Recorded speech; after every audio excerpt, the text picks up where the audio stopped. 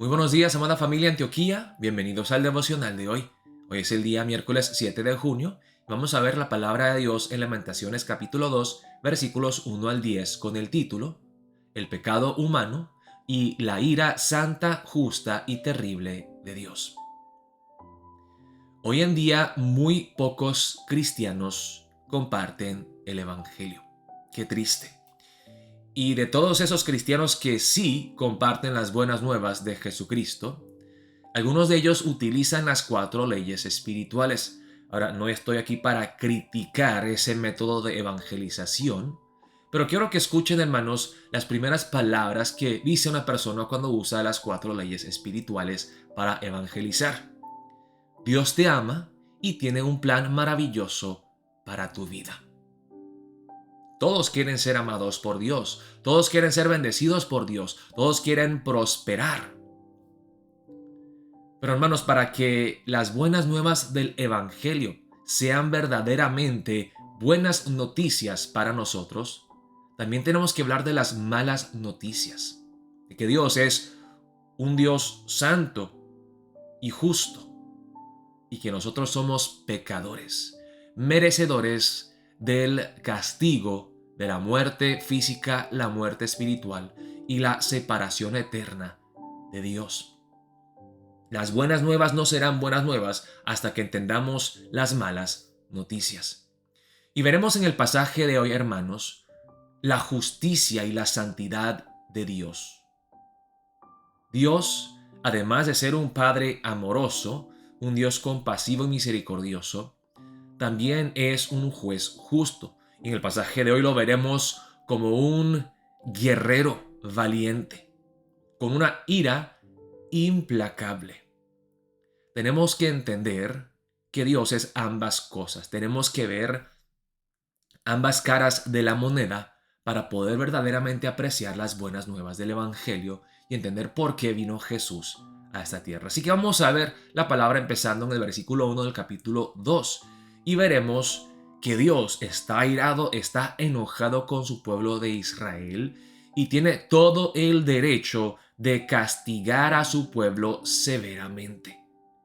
Dice la palabra empezando en el versículo 1. ¿Cómo oscureció el Señor en su furor a la hija de Sión?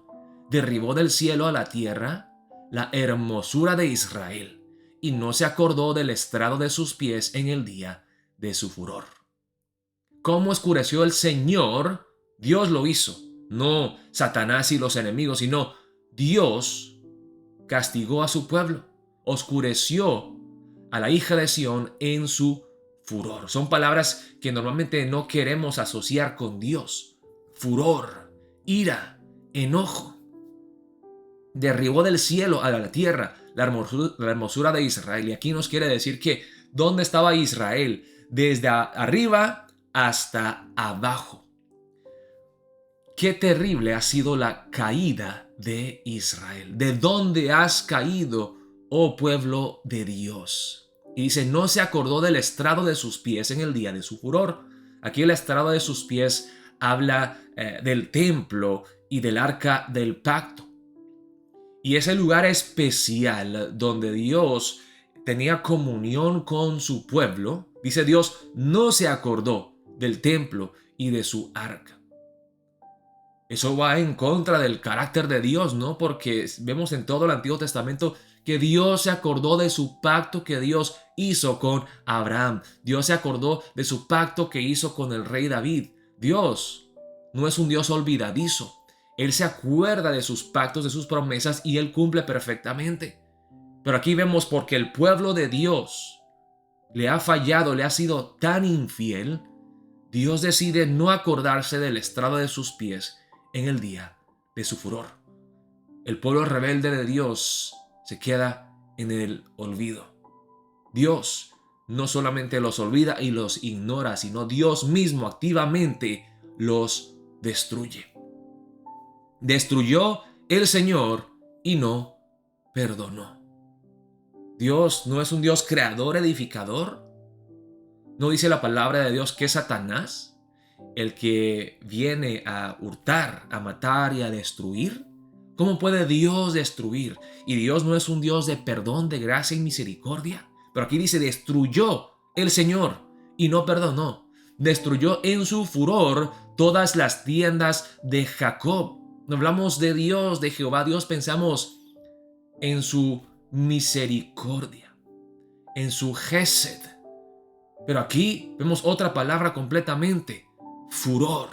Echó por tierra las fortalezas de la hija de Judá, humilló al reino y a sus príncipes. Una de las cosas que vemos en el pasaje de hoy, en el pasaje de ayer y anteayer, solamente se menciona a Dios, al Señor, 3 veces. Pero en el pasaje de hoy, que son 10 versículos, se habla de Dios 7, 8 veces y encontramos 28 verbos de lo que Dios hace. Y todo es destruir, derribar, castigar, oscurecer. Humilló al reino y a sus príncipes. Echó por tierra. Se habla de la tierra 3 o 4 veces en el pasaje de hoy. Cayeron a la tierra. Están hundidos en la tierra. Dios los humilló hasta lo sumo. Cortó con el ardor de su ira todo el poderío de Israel. Retiró de él su diestra frente al enemigo. Supuestamente esa diestra fue la que rescató al pueblo de Israel de la esclavitud en Egipto, pero él decidió ya retirar su diestra frente al enemigo. Ya Dios no los protege como lo hizo, Dios no los rescatará como lo hizo una y otra vez. Y se encendió en Jacob como llama de fuego que ha devorado alrededor. Además de remover y retirar su mano, Dios usa sus manos para qué, dice en el versículo 4, Él está activamente en contra de su pueblo, entesó su arco como enemigo, afirmó su mano derecha como adversario en contra de Israel y destruyó cuanto era hermoso en la tienda de la hija de Sión, derramó como fuego su enojo, ira, enojo, furor, el ardor de su ira, derramó su enojo, entesó su arco como enemigo, se encendió en Jacob como llama de fuego, destrucción completa, total. El Señor llegó a ser como enemigo, destruyó a Israel, destruyó todos sus palacios, derribó sus fortalezas y multiplicó en la hija de Judá la tristeza y el lamento. Quitó su tienda como enramada de huerto, destruyó el lugar en donde se congregaban, ese lugar sagrado, el templo donde el cielo tocaba la tierra, donde el hombre podía tener comunión con Dios. Dios aplastó ese lugar. Ya no más tendrán comunión conmigo porque ellos no quieren tener comunión conmigo. Jehová ha hecho olvidar las fiestas solemnes y los días de reposo en Sión. Y en el ardor de su ira ha desechado al rey y al sacerdote. ¿Se acuerdan del pacto de Dios? Usted será mi pueblo y yo seré su Dios. Me parece a mí, hermanos, en el pasaje de hoy que Dios está cancelando ese pacto, está anulando ese pacto que tiene que ser eterno, que no se puede romper ni violar. Pero parece que por la maldad de su pueblo, Dios ha decidido anular ese pacto. En el ardor de su ira ha desechado al rey y al sacerdote. Desechó el Señor su altar donde lo adoraban, menospreció su santuario, ha entregado en mano del enemigo los muros de sus palacios. Hicieron resonar su voz en la casa de Jehová como un día de fiesta. Jehová determinó destruir el muro de la hija de Sión. Extendió el cordel, no retrajo su mano de la destrucción. Hizo pues que se lamentara el antemuro y el muro fueron desolados juntamente. O sea, es una destrucción total. Habla del cielo y de la tierra y todo lo que hay entre esos dos lugares Dios lo ha destruido. No solamente la ciudad de Jerusalén y el centro urbano, sino que hasta las partes rurales de Jerusalén. Dios ha destruido el antemuro y el muro. Ha destruido los reyes y los sacerdotes. Ha destruido todo y a todos. Dice la palabra en el versículo 9, sus puertas fueron echadas por tierra, destruyó y quebrantó sus cerrojos. Su rey y sus príncipes están entre las naciones donde no hay ley. Sus profetas tampoco hallaron visión de Jehová. Una de las maneras que Dios juzga a su pueblo, hermanos, no solamente trayendo destrucción y calamidad. Una de las cosas más terribles que Dios puede hacer es callar. Es no hablarle a su pueblo. Es no revelarle su corazón y sus propósitos buenos y perfectos a su pueblo. Sus profetas tampoco hallaron visión de Jehová. ¿Será eso lo que está pasando el día de hoy? Que hasta en supuestas iglesias no se predica la palabra de Dios. Que los pastores están para entretener, para contar chistes. Y no hablan de Dios, no hablan de Cristo, del Evangelio. No hablan del pecado. No hablan de la palabra de Dios.